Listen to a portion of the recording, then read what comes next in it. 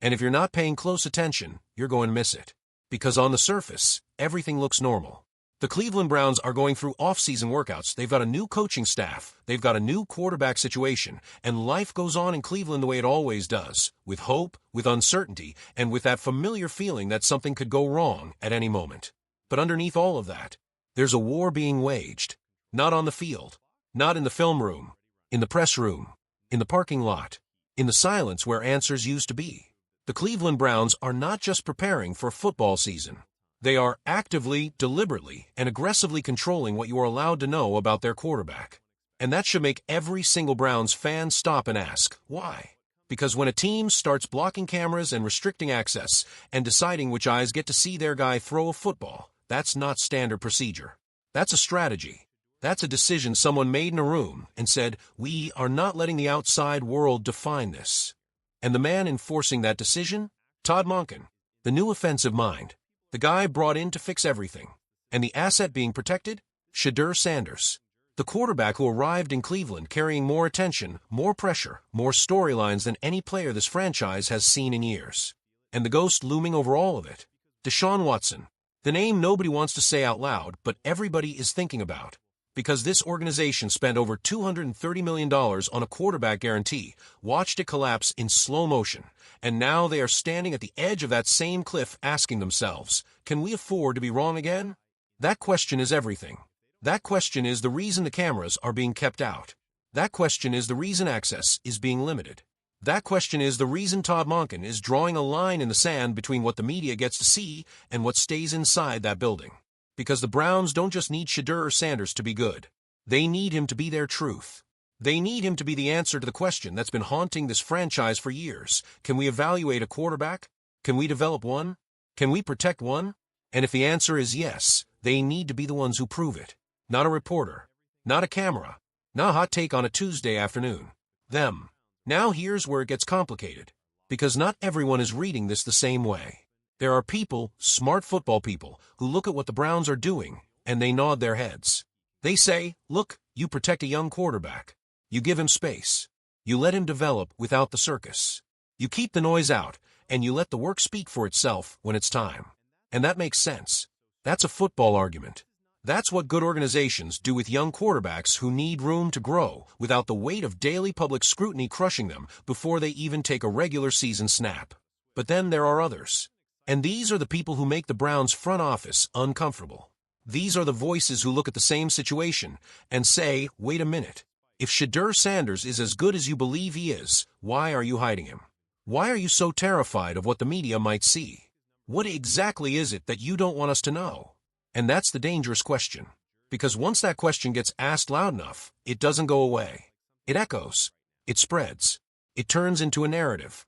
And narratives, once they take root in Cleveland, are almost impossible to kill. And now enter Dillon Gabriel, the other quarterback, the one the media keeps talking about, the one they keep propping up as the alternative, the competition, the what if. And look, Dillon Gabriel is a real football player. He's not a prop. He's not a symbol. He's a guy who worked his whole life to get to this point, and none of this is his fault. But in this story, in this specific moment, he represents something bigger than himself. He represents the outside world's attempt to create its own narrative inside that building. Because if you can't get the camera on Shedeur Sanders, what do? You talk about the other guy. You build him up. You create a competition in the public eye that may or may not reflect what's actually happening on that practice field. And suddenly the Browns aren't just dealing with a quarterback battle. They're dealing with a perception battle. And those two things are very, very different. Think about what this organization has been through. Think about the emotional weight sitting in that building right now. They made a bet on Deshaun Watson that cost them everything. Draft capital, cap space, credibility, years. Years of football that are just gone. And when it fell apart, they didn't just lose games. They lost the trust of an entire fan base. They lost the benefit of the doubt.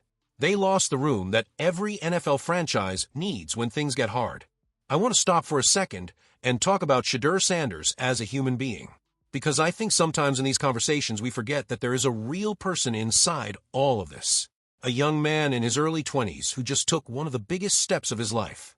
Think about what the draft process actually feels like. You go through interviews where people question your character. You sit in rooms while strangers debate whether you are good enough, whether your success was real, whether your confidence is an asset or a liability.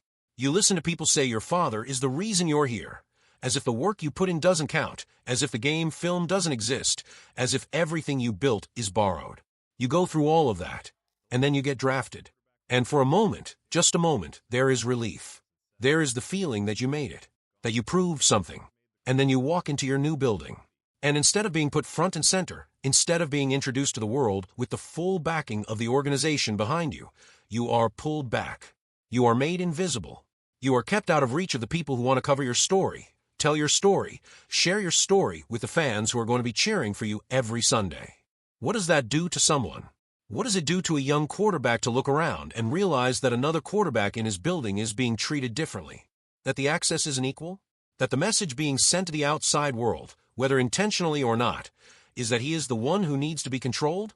There is a very thin line between protection and restriction, between shielding someone and silencing them.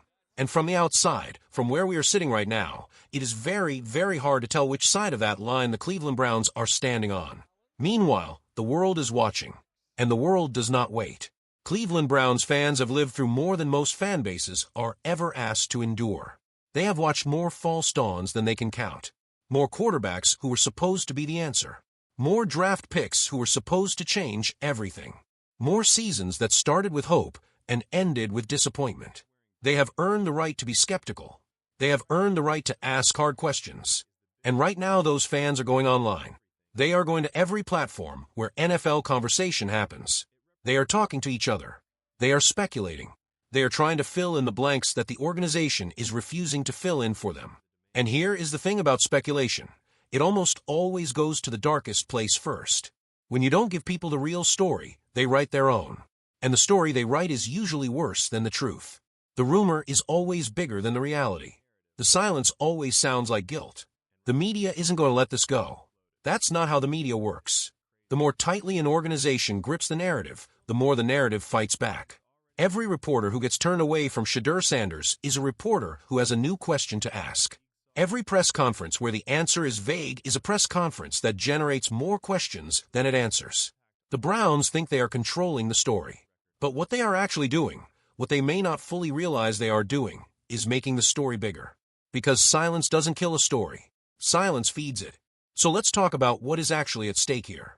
Because this isn't just about media access. This isn't just about press conferences and camera time. This is about the future of a franchise. And more than that, the future of a young man's career at its most critical moment. If Shedeur Sanders develops into the quarterback Cleveland needs, if he takes the reins, earns the locker room, wins games, gives that fan base something to believe in again, then none of this matters. The restricted access becomes a footnote. The drama of these early months becomes a prequel to a great story. The front office gets credit for being patient, for managing the process, for protecting their investment until it was ready. But if it goes the other way, if the pressure becomes too much, if the weight of the expectations and the shadow of Deshaun Watson's contract and the unequal treatment of quarterbacks in the building starts to crack something, then every single decision the Cleveland Browns made this offseason gets examined. Every choice gets questioned. And the first question, the very first question, won't be about the offensive line. It won't be about the play calling. It won't be about the receivers or the scheme or the schedule. The first question will be, what did you know about Shedeur Sanders that you were not willing to show us? What was behind the curtain? What were you afraid of? Why, when you had a chance to introduce the face of your franchise to the world, did you choose to hide him instead? And that question, once it's in the air, once people start asking it publicly, loudly, repeatedly, is almost impossible to answer without making everything worse. Because there is no good answer. If you say you were protecting him, the follow-up is, from what? If you say you were managing the process, the follow-up is, why did you manage it differently for someone else? There is no version of that press conference that ends well. The only version that saves them is the one where Shedeur Sanders takes the field and plays well enough that nobody cares anymore. And that version depends entirely on a young man who, right now, is being kept out of sight. So here is where we land. The Cleveland Browns have something rare right now. They have a quarterback with a name, with a pedigree, with a story that people want to follow. They have a chance, a genuine, fragile, maybe once-in-a-decade chance, to rebuild the relationship between this franchise and its fan base. To turn the page on everything that went wrong with Deshaun Watson. to give people a new reason to show up, tune in, believe again. And instead of throwing those doors wide open, instead of saying here, this is our guy, this is our future, come see what we're building, they have closed the curtains. They have drawn the blinds. They have put Shedeur Sanders behind glass and told the rest of us to wait.